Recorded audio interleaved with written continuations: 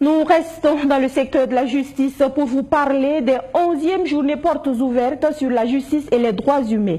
Au titre des activités qui ont ponctué ces journées portes ouvertes, cette réflexion sur le rôle du ministère en charge de la justice dans la lutte contre les infractions économiques, financières et la criminalité organisée, c'est une réflexion qui a réuni autour de la même table acteurs de la justice burkinabé et population à Tenkodogo. Plus de précisions avec Alfred Thierry.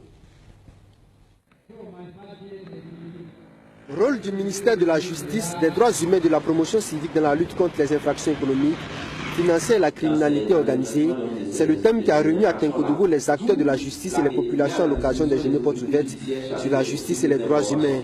Le choix du thème de la 11e édition cadre avec la réalité du phénomène dans la région. Phénomène que je juge assez inquiétant au niveau du centre-est.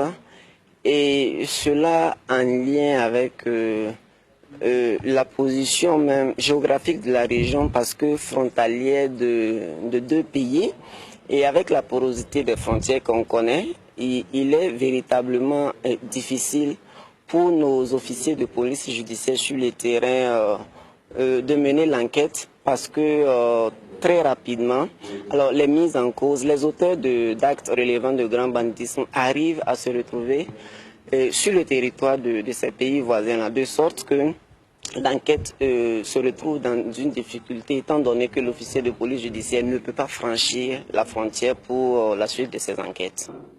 Il n'y a pas que ça, les relations entre les services de la justice et les populations sont souvent tendues, compromettant la lutte contre les infractions économiques, financières et la criminalité organisée.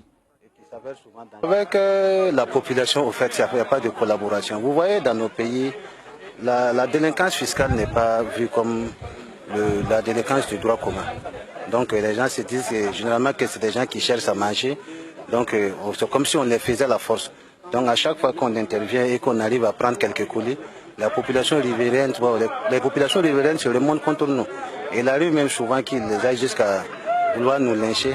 Bon, ou souvent ça se limite souvent à des simples injures, quoi. La criminalité organisée et les infractions économiques constituent un fléau majeur qui menace le développement économique et social du Burkina Faso.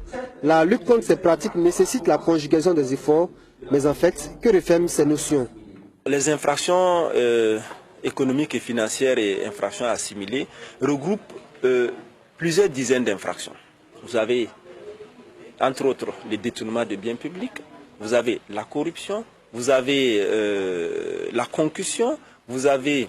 Bon, c'est un ensemble d'infractions. Lorsque vous prenez le détournement de deniers publics, par exemple, on n'a pas besoin d'une grande définition. Lorsque vous êtes, de par vos attributions, une personne à travers laquelle des fonds publics passent et que vous détournez ces fonds de leur destination pour votre propre profit, alors vous êtes passible d'une peine d'infraction. Donc ce sont des infractions, d'une peine de prison plutôt. Ce sont des infractions, dis-je, qui portent atteinte à l'économie nationale, qui portent atteinte au trésor national et à l'intégrité de notre économie.